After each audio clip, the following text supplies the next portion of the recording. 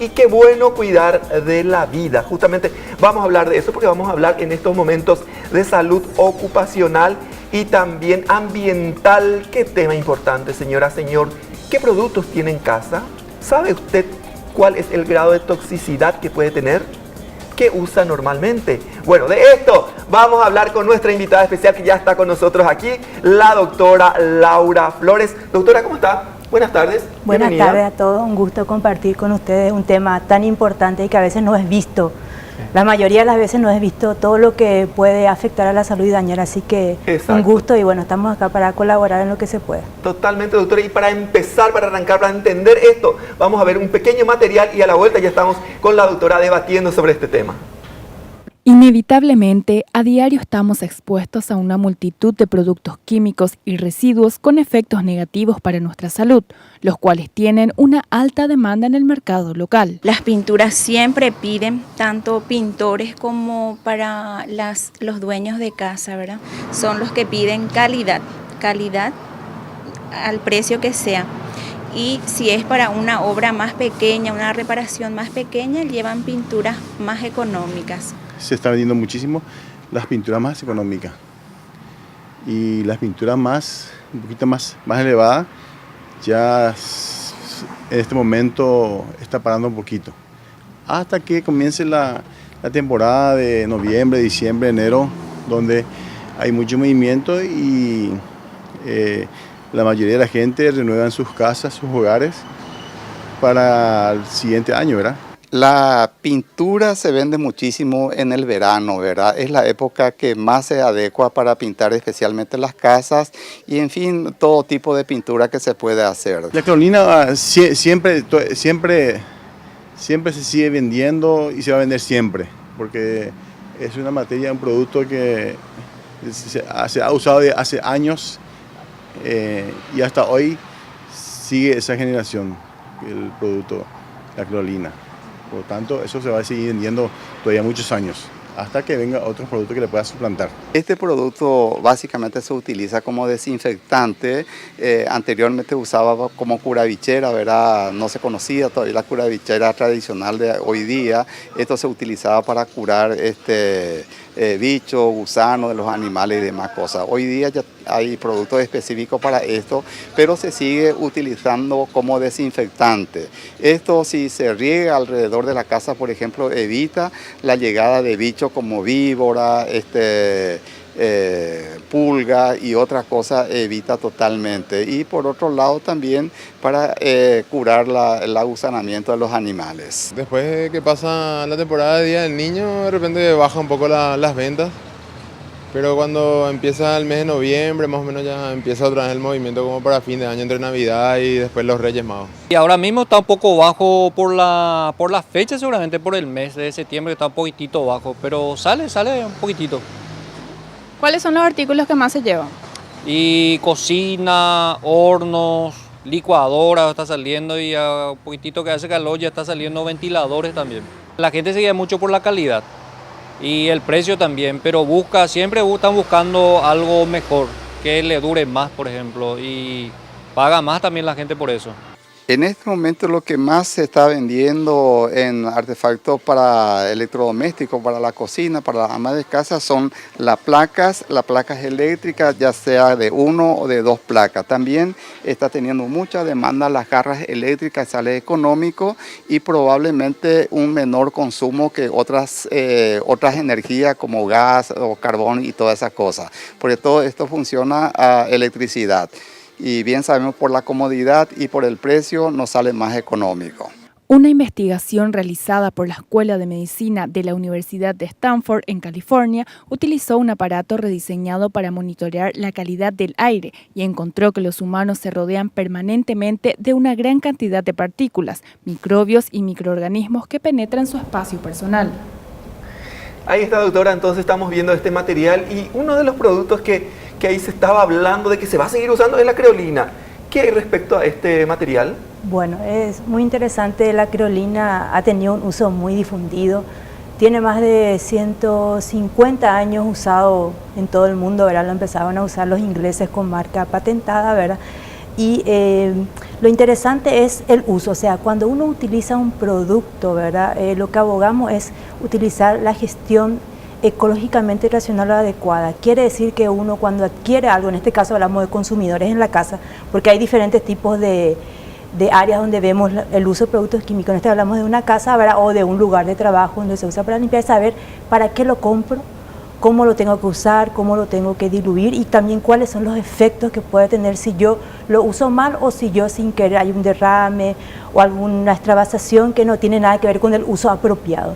Entonces lo que nosotros vemos hoy en día es que la gente utiliza, la mayoría de la gente no desconoce los efectos a la salud, desconoce cómo usar los productos, desconoce los riesgos. Cuando un producto dice una etiqueta no daña la salud, todo eso, entonces hay que realmente ver muy bien toda la parte del etiquetado, que vamos a hablar un poco más tarde. Con respecto a la creolina es una mezcla de un alcohol, de varios alcoholes que son fenoles, ¿verdad?, con creosota, y en realidad el mayor daño que tiene es cuando la creolina ingresa por vía dérmica, por piel y vía oral, sobre todo. Doctora, justamente, ¿es cierto que es cancerígeno? No. La creolina sobre todo es, más que nada, es una intoxicación aguda, hepática y renal, lo que podría dar, y lesiones en piel, ¿verdad? O sea, carcinógena, ese tipo no es. Eso es muy importante entender, que cuando uno habla de una sustancia química, cree que es tóxica, quiere decir que es tóxica, que le puede a uno lesionar o ocasionar la muerte con pequeñas dosis. Pero tenemos una gran cantidad de clasificación de las sustancias químicas y tenemos varios tipos. Hay un grupo que son los carcinógenos, ¿verdad? Hoy, como grupo 1, carcinógeno demostrado para el ser humano son 120 sustancias químicas. Si uno quiere saber cuáles son, si uno maneja en su casa, en su lugar de trabajo, se ingresa en una página web, ¿verdad?, que es lo que trabajamos con la gente, con los estudiantes, y uno puede ir ingresando y ver cuál es el listado. Eso es grupo 1. El grupo 2A quiere decir que son probablemente carcinógenos. Hay una gran cantidad otra vez que usamos todos los días. Y después está el grupo 2B, grupo 3. Dentro de este otro grupo están los que se llaman disruptores endocrinos. Es otro grupo de sustancias. Los disruptores endocrinos son aquellas sustancias que simulan alguno de los ejes hormonales del cuerpo humano. Entonces podemos tener un eje gonadal, un eje tiroide, un eje corticoide, un eje que tiene que ver con toda la parte hipotálamo hipoficiaria.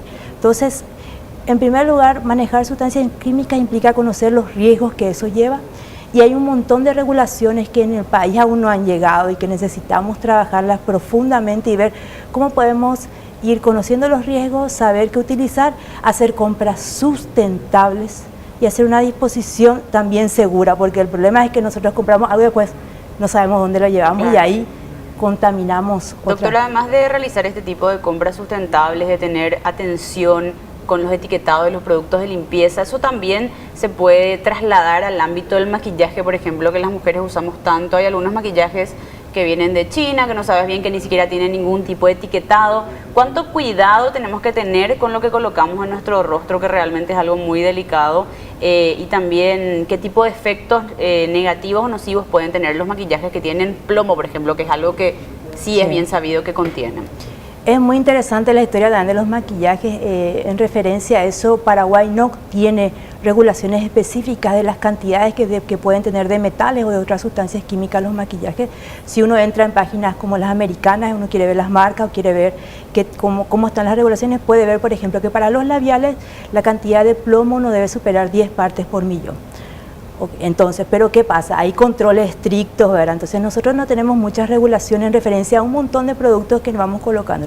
Un labial puede tener plomo, mercurio, cadmio. Cada uno tiene un efecto y generalmente casi todos ingresan por piel, o sea, por vía dérmica. Hay toda una corriente ahora de usar productos más naturales, más ecológicos, que no contengan ninguna de estas sustancias. Hay un tema muy interesante que tiene que ver también con el cuidado de la piel, por ejemplo, y lo pueden entrar a mirar, una cosa súper interesante que pasa en otros países donde la gente tiene piel más oscura, ¿verdad? Entonces, por ejemplo, hay toda una moda de aclararse la piel, hay varios tipos de sustancias, entre ellas el mercurio, ¿verdad?, que vienen en las cremas aclarantes, ¿verdad?, y uno desconoce que está usando un producto que puede ser muy tóxico, y no solo tóxico, sino que si una mujer embarazada se lo coloca, ¿verdad?, entonces puede dañar al bebé también. O sea, tenemos un montón de factores, o sea, conocer lo que vamos a usar, conocer lo que vamos a comprar, y también trabajar a nivel nacional con todas las regulaciones es un paso que todavía nos falta. ¿Y qué efecto, por ejemplo, puede tener en la piel aplicarse maquillaje con altas dosis de plomo, en general, o de mercurio? bueno, los maquillajes de marca, si uno entra a mirar, ¿verdad? Todos tratan de cumplir la regulación. Cuando uno compra, como vos decís, maquillaje, incluso existen maquillajes adulterados, maquillajes que no cumplen las normas, bueno, puede tener lesiones en piel, eczema, pero sobre todo esa sustancia se va a ir absorbiendo y se acumula en el cuerpo, que es el otro gran problema. Entonces, dentro de las sustancias hay algunas que vos vas a tener cada vez mayor cantidad, entonces vos te pones un labial 2 veces por día y vas acumulando a lo largo de 5, 10, 15, 20 años. Los efectos del plomo en la salud tienen que ver a nivel de adulto. Si un adulto está expuesto a plomo en forma crónica, estamos hablando de una exposición por mucho tiempo, primero cardiovascular, que es presión arterial elevada sobre todo, después podemos tener efectos renales y efectos de temblores en las manos. Ahora, doctora, llegan meses en que, como está por ser fin de año, la gente quiere embellecer las casas, los dueños de casa obviamente se dan el tiempo sábado y domingo para pintar las paredes, pintar los portones, las ventanas, barnizar las puertas. ¿Qué riesgo se corre con las pinturas que tienen plomo y por qué no el barniz también? Excelente pregunta. Bueno, le comento que a nivel mundial existe todo un grupo de trabajo que justamente una de las áreas es eliminar el plomo en pintura, ¿verdad? Hay muchos países, Paraguay, ¿cómo estamos hoy en Paraguay? ¿Verdad? Sí. Paraguay no tiene una norma jurídicamente vinculante aún con respecto a la regulación del plomo en pintura, ya lo tiene Brasil, a nivel Mercosur lo tiene Brasil, lo tiene Argentina, lo tiene Chile, Uruguay fue uno de los primeros debido a casos de intoxicación justamente por plomo que ocurrió en todo un barrio, ¿verdad? Todo ese tema. Entonces, tenemos una norma que salió el año pasado y es una norma voluntaria. En esa norma, ¿verdad? En esa norma se coloca que aquellas pinturas, sobre todo las que van a ser de uso en el hogar, en guarderías, pinturas infantiles, todo lo que tenga que ver donde haya niños, criaturas, donde uno va a pasar muchas horas, bueno, la cantidad de plomo debe ser menor a 90 partes por millón. Nos falta que esa norma se convierta en algo obligatorio legal para que realmente los fabricantes lo cumplan. Hay un estudio que se hizo en el 2011 con referencia a cuáles son los valores de pintura de plomo en pintura que tenemos en Paraguay. Entonces, en el estudio se vio que las marcas brasileras prácticamente tenían menos de 90 partes por millón, ya en el 2011. Las marcas paraguayas superaban todo, algunas tenían 600 partes por millón. ¿600? Pero les cuento, otras tenían 1000 partes por millón y otras tenían más de 169.000 partes por millón. No. Qué peligroso. Marcas paraguayas y sobre todo... ¿qué colores también? Porque también tiene que ver con los colores. Sí. El amarillo, el que tenía más, le sigue el rojo y le sigue el blanco. Y generalmente eso pintamos, ¿qué pintamos? Guardería, tonos chillones. Color.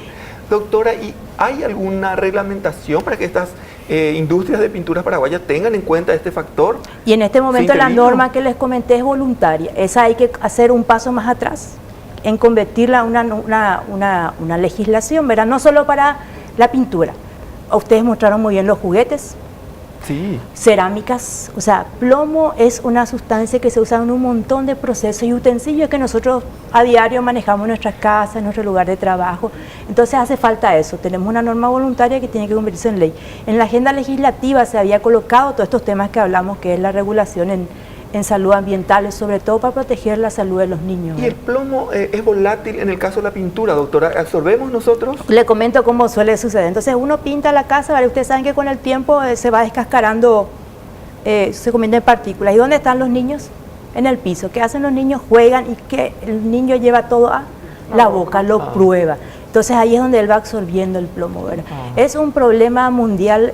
Cuando se eliminó la gasolina en plomo acá en Paraguay fue en el 2004, ¿verdad? Pero ya en países más adelantados que nosotros se ha eliminado entre los 70 y los 80. Entonces uno puede ver las curvas de cómo el plomo fue disminuyendo en sangre en niños, porque era un problema tan grande. Que si hoy, por ejemplo, un niño tiene un problema de salud, va a un hospital en América, en Estados Unidos, y dentro de los análisis sí o sí ya entra el plomo. ¿Por qué? Porque tanto se contaminó el lugar. Claro. La siguiente regulación fue, bueno, ¿dónde va? ¿Por qué sigue habiendo plomo? Bueno, era la pintura. Y así van juguetes, cosméticos. Entonces, las regulaciones para controlar en este caso hablamos del plomo, ¿verdad? Entonces, van bajando, ¿verdad?, a diferentes tipos de productos.